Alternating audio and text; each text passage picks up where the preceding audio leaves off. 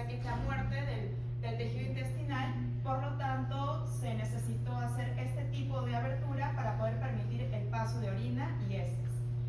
Además, que se emplea como tratamiento de enfermedades del sistema digestivo o urinario. También otra cosa es que se realiza en la parte del intestino delgado, como también en colon, recto o vejiga. Acá puse una imagen que está dividido para que podamos comprender qué cosa se absorbe en cada parte del intestino, en este caso el intestino delgado. En cuanto al duodeno, el paciente que ha atendido no tiene problemas, está intacto y podemos seguir, por ejemplo, absorber los ácidos grasos, el glicerol, los monosacáridos, disacáridos y vitaminas como la A, la B1 y minerales como el hierro y el calcio, que esto es bastante importante porque en la parte del yeyuno es donde tenemos un problema. Aquí hubo una resección más o menos de 1 metro a 1,30 metros, o sea, se le retiró esa parte del yeyuno por la necrosis que tuvo. Entonces, imagínense que prácticamente perdió la mitad de su intestino, la capacidad de absorber ciertas vitaminas y minerales, como la vitamina D, E, K, C, que son bastante importantes, ácidos grasos también. También van a haber, por ejemplo, deficiencias del complejo B, de triglicéridos, dipéptidos, y también puede haber problemas para poder absorber temas de glucosa, galactosa, aminoácidos, zinc y demás. En la parte del yeyuno en sí, lo que han reseccionado son 30 centímetros del yeyuno.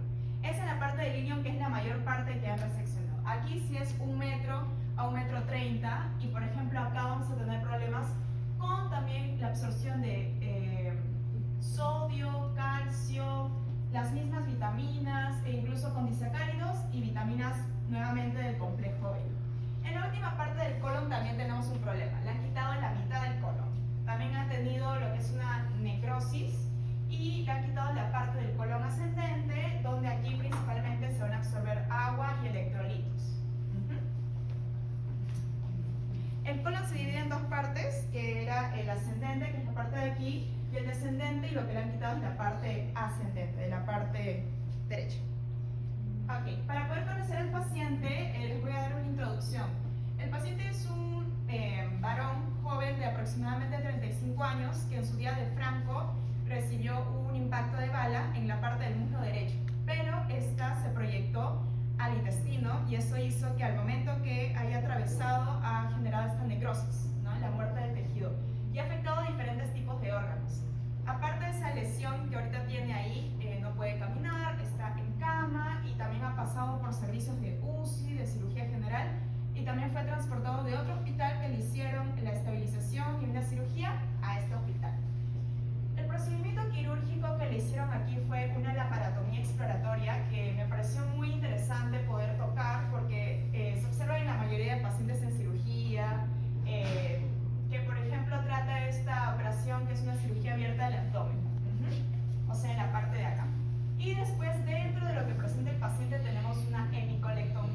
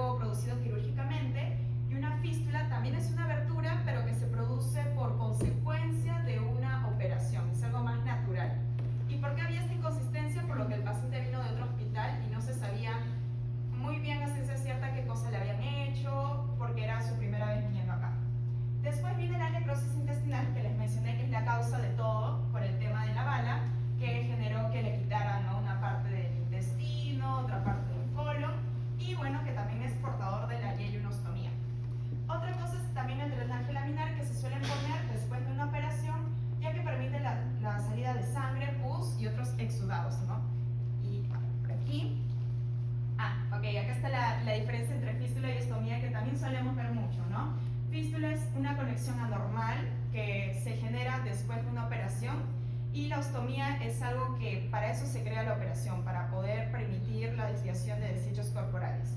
Y como pueden ver, las causas son diferentes, ¿no? De una fístula es una enfermedad de Crohn, infecciones, traumatismos, cirugías abdominales previas, y una ostomía puede ser por cáncer, obstrucción intestinal, traumatismos también o enfermedades congénitas. Alteraciones que podemos ver en portadores de ostomía puede ser obviamente la malabsorción de nutrientes, ¿no? Como vimos, desde carbohidratos, proteínas, vitaminas y minerales, lo que puede resultar en deficiencias nutricionales que no siempre nosotros como nutricionistas vamos a poder ayudarle con la dieta porque no lo va a poder absorber, ha perdido una capacidad funcional, así que aquí está la importancia del trabajo multidisciplinario con el paciente, y es por eso que para la creación de este caso yo estuve en contacto directo con los internos y con el doctor del paciente. Después, la pérdida de líquidos y electrolitos, ya que también en la parte del intestino grueso se absorben ambos, entonces si le resecciona va a haber un desequilibrio hídrico, ¿no? Y de electrolitos también. Las necesidades energéticas aumentadas porque tenemos una cicatriz. De hecho, tenemos como 3 cicatrices más la del músculo derecho, así que sus requerimientos van a estar aumentados. Cambios en la consistencia de las heces, porque a pesar de tener la ostomía, sigue teniendo heces, se pueden volver más líquidas y pastosas, y la dieta que nosotros le demos es importante para esto, también tenemos que ver eso. Y finalmente, la necesidad de suplementos nutricionales, que también eso va a depender si los absorbe y la vía, ¿no? No siempre vamos a hacer todos suplementos, sino por ejemplo en el caso del hierro y la vitamina B12, lo podemos hacer por inyectables, ¿no? Después viene la historia clínica y lo he dividido en 2 partes para poder comprender. Primero, cuando estuve en UCI, y de hecho lo bueno fue que pude conversar con el capitán Enciso, que él estuvo a cargo de la prescripción en el área de UCI cuando llegó, y me pudo dar algunos detalles también para poder comprender, porque su historia del paciente era algo así, y en todas las hojas cambiaba lo que tenía. Entonces, en resumen, es un paciente varón de 36 años, ingresa a UCI el día 18 de abril por el trauma de este proyectil arma de fuego en muslo izquierdo, en el muslo izquierdo, en cuyo trayecto produce este trauma que les dije. Y una lesión vascular que es importante porque también choca con la vena ilíaca externa y le va a producir lo que es un shock valémico, una insuficiencia respiratoria aguda, falla renal, e incluso también, muy curioso, una hipertensión arterial refractaria, o sea que es resistente al tratamiento. Que eso ya es, cuando se estabilice, eso va a desaparecer. Eso no es algo que él tenía y que cuando le consulté tampoco sabía que tenía, no es algo producto de este accidente. En sala de operaciones pudimos ver esto, ¿no? El hemoperitoneo, la lesión tangencial de la vena ilíaca externa derecha, el trauma yeyunal a 120 centímetros y el ilial a 240 centímetros. ¿Listo? En UCI estuvo con nutrición parenteral también. Y por aquí, en cirugía general, un segundito.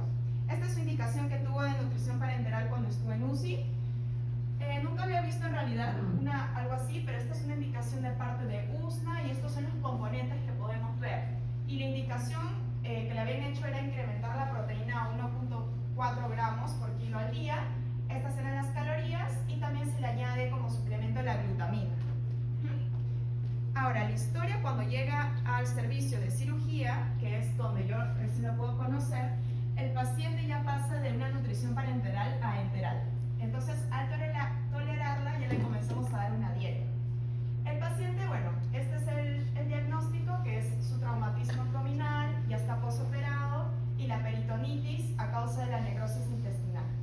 Y bueno, cuando el paciente por primera vez yo lo pude atender, me refirió que por la misma causa de este accidente, él no tenía ganas de comer, estaba deprimido, ni siquiera podía oler la fórmula porque la vainilla le daba asco. Entonces, desde un principio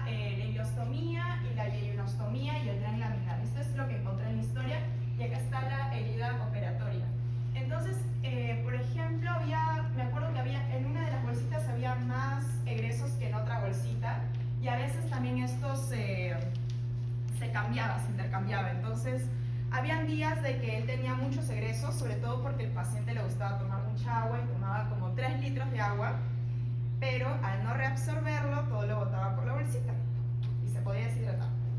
Ahora, un poco de la cronología, por lo que es un caso largo para resumirlo, es aquí comienza la nutrición parenteral cuando tiene su accidente en UCI. Después viene la nutrición enteral por sonda nasogástrica, que ya comienza. Acá ya le hacen su yeyunostomía. Después viene la dieta blanda, que le comienzan a dar, me parece que en UCI. Y después viene más dieta blanda con su fórmula, pero ya entrando a cirugía general. Estábamos entre una dieta blanda y atraumática según su tolerancia, porque lo que yo quería era que pueda volver a acostumbrarse a comer, ¿no? Y después también le cambiamos tipo atraumática y 3 hiperproteica y comenzó a comer de a pocos, más su fórmula.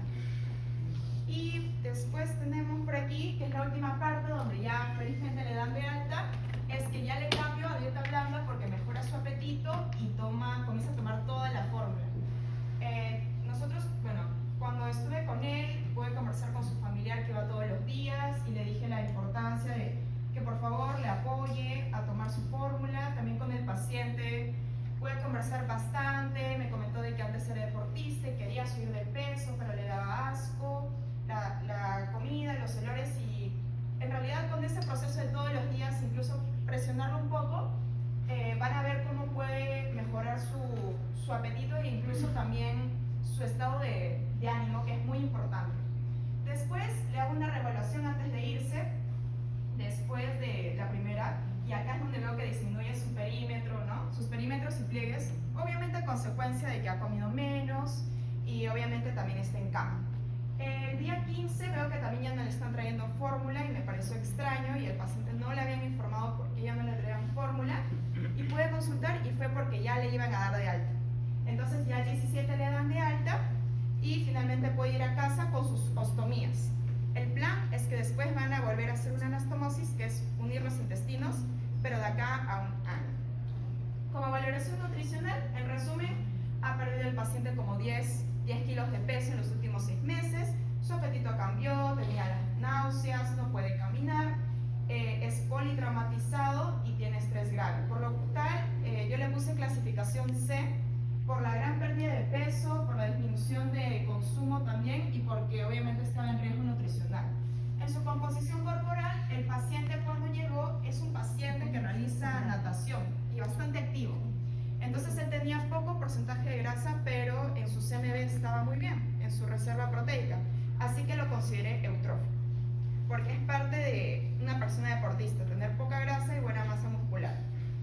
Después tenemos por aquí la valoración global objetiva. Lo único que pude denotar de aquí fue el tema de el apetito disminuido, las náuseas que presenta, y en cuanto a la piel noté las manchas blancas que después se le pudo diagnosticar que tenía vitiligo. En la interacción fármaco-nutriente del día de su evaluación, él estaba tomando losartán. Ahora, él, como les mencioné, no era una persona que tenía hipertensión, pero era a causa del accidente.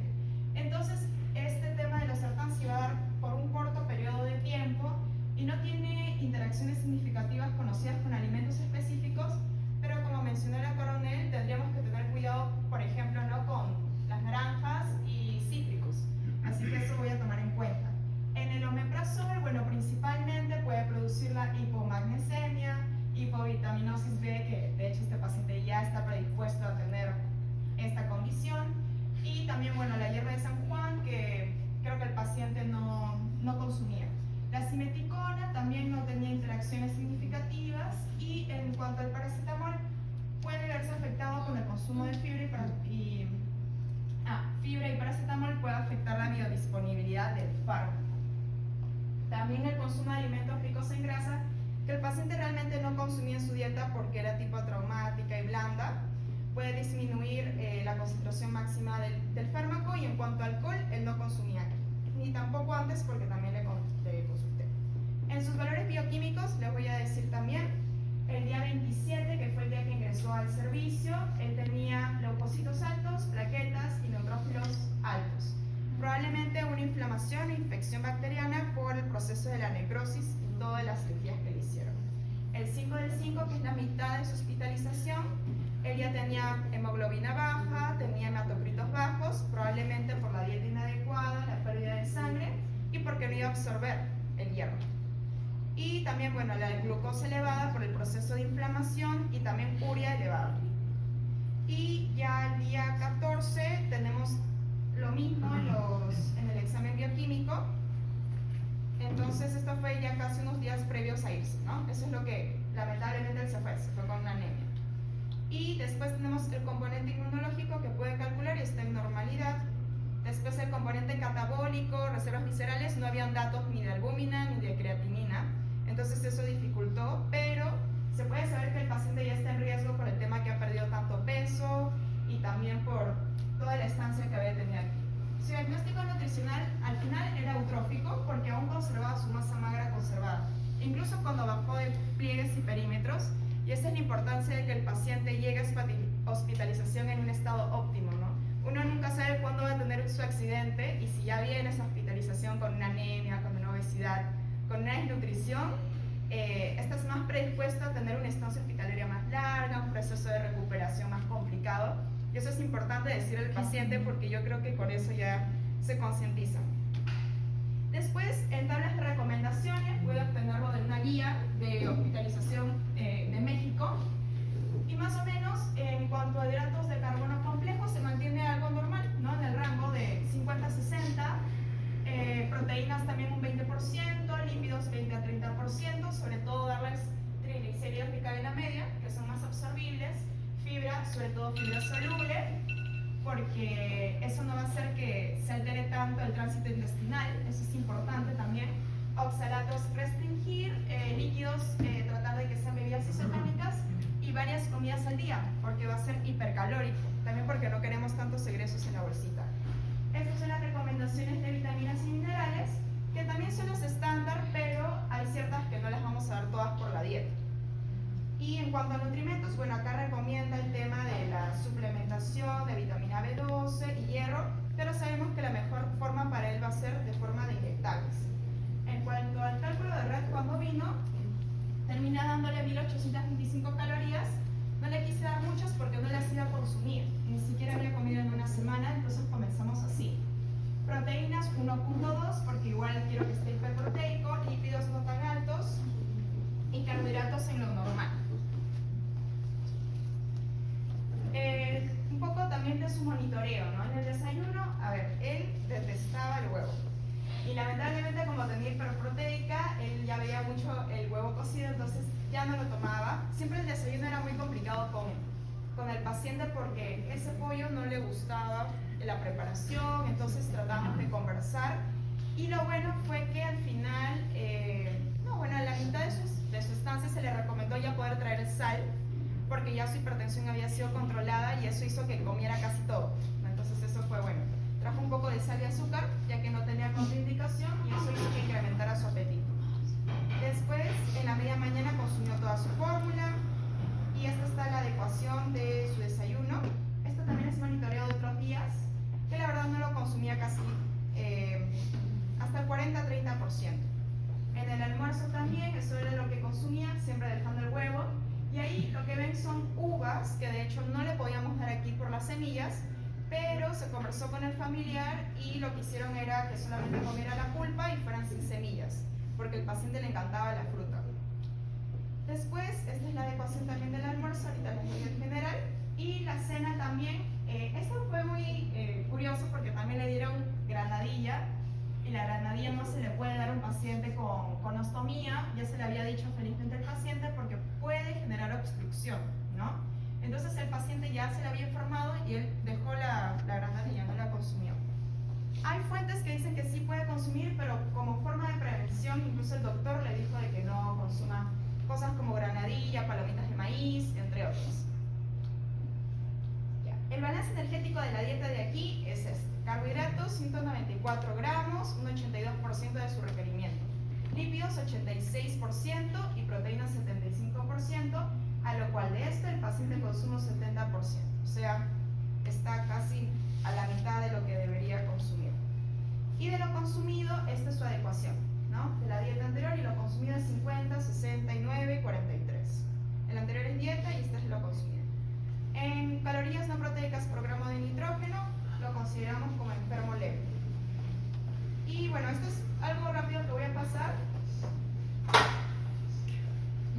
que son las recomendaciones de ESPEN. Pacientes con ostomía, sobre todo por resección, deberíamos considerarlos como si tuvieran intestino corto, porque es o falla intestinal o intestino corto, pero el paciente, como le hemos reseccionado tanto intestino, podemos encontrarlo en un ESPEN como esto, ¿no? Y las recomendaciones son lo mismo que les voy a dar posteriormente, pero si desean buscar en pacientes con resección, pueden buscarlo de esta forma. En intervención nutricional, iniciamos gradualmente la alimentación con líquidos claros y sin residuos, o sea, frutas, cáscaras, los vamos a suspender. Después una dieta baja en azúcares simples porque va a tener también problemas para absorber glucosa. Monitorear ingesta y peso, hidratación también, brindar suplementación, la fibra soluble que va a incrementar según tolerancia, y en pacientes con colon indicar dieta baja en oxalatos. En caso de alto débito, como el paciente, o sea que tenía bastantes egresos, se debe evitar la ingesta de alimentos durante las comidas, ya que va a acelerar el tránsito intestinal. No comer ni beber demasiado de noche, y el paciente tomaba 3 litros de agua al día. Entonces eso hacía que generara demasiado débito. Tomar 8 a 10 vasos aproximadamente y comer principalmente alimentos blandos y con bajo contenido de fibra. Aparte, evitar alimentos que causen obstrucción, como alimentos fibrosos, las palomitas de maíz, semillas y alimentos con cáscaras duras. Ya pasando a su dieta de alta, se brinda un esquema como una dieta baja en fibra, alta en calorías y alta en proteínas. En sí el paciente come, él es de buen apetito, pero ya extrañaba ir a casa, entonces le di algo muy general, pero lo que quise resaltar era que le hice un papel con intercambios de proteínas y le expliqué en 2 días más o menos cómo se funcionan los intercambios solo enfocados en proteínas. Y le hice un esquema de que él tiene que consumir aproximadamente 2 intercambios e ir jugando en desayuno y almuerzo. Y se le brindó una lista de cómo funcionan los intercambios, y en la parte de atrás de la hoja, que no le tomé foto, le puse diferentes tipos de formas de combinar intercambios, que me pareció una forma más sencilla de que él pueda entender cómo consumir proteína. Y lo entendió bien, y también pudo llevarse la hojita y el esquema. En su nuevo red, que es cuando ya se va, su energía incrementa, ¿no? A 2100, proteína 102 gramos, lípidos 66 y carbohidratos 270, porque el paciente ya come y ya está más estable. En cuanto a las dietas, solo voy a resaltar esta de aquí, que es el día 1, que es una dieta de pan de molde, no necesariamente tiene que ser integral, baja en residuo, una tortilla de queso, alta en proteína y una quinoa bebible. En almuerzo un pescado a la plancha, arroz, camote, que le gusta, y palta puede consumir, ya que son triglicéridos de cadena media, y postre melón sin pepas. Cena, repetir almuerzo, porque este paciente tiene que comer una buena cantidad de comidas. La colación número 1, el ensure, colación número 2, manzana al horno con canela, y antes de dormir también podría tomar otra toma de ensure. A lo cual, finalmente, su adecuación es de carbohidratos 100%, lípidos 97%, proteínas 104%, y acá están los micros que llegan a adecuar todo, excepto la vitamina A, que se podría, o retinol, y se podría agregar, por ejemplo, un huevo más, o una fruta como el mango también extra para poder completar, ¿no? Esto considerando su peso actual de 60 kilos, y la dieta es tipo hipercalórica, hiperproteica y bajo en residuos. Y es una dieta también bastante común que se puede dar. Es accesible al paciente y también es algo que le gustaba, y muy similar aquí, solamente que cambia lo que sería las cantidades. Y bueno, este es un esquema de otros días que lo podemos ver también rápidamente, que es bastante similar, ¿no? Para que el paciente se pueda guiar y más o menos intercambio, ¿no? Y se comienza a introducir la leche y la lactosa, que se puede hacer de forma gradual. Y casi todo es bastante parecido. En el monitoreo, bueno, principalmente peso, PCT, PB, CMB. Bioquímicos, principalmente vitamina B12 y hierro, la albúmina, creatinina también, si es que se puede, balance nitrogenado, la hemoglobina también, que puede tener problemas. Clínicos, también palidez palpebral, edemas. Ecológicos, la presencia de diarrea, sobre todo la bolsita. Y dietéticos, apetito, náuseas y vómitos. Como conclusión, para ya finalizar, es resaltar la importancia de que para poder atender un caso así complejo tenemos que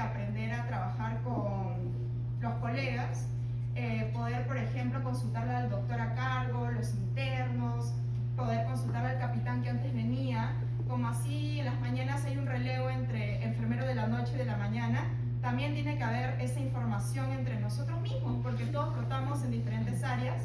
Yo ya no estaba en esa área, pero igual estaba ahí pendiente.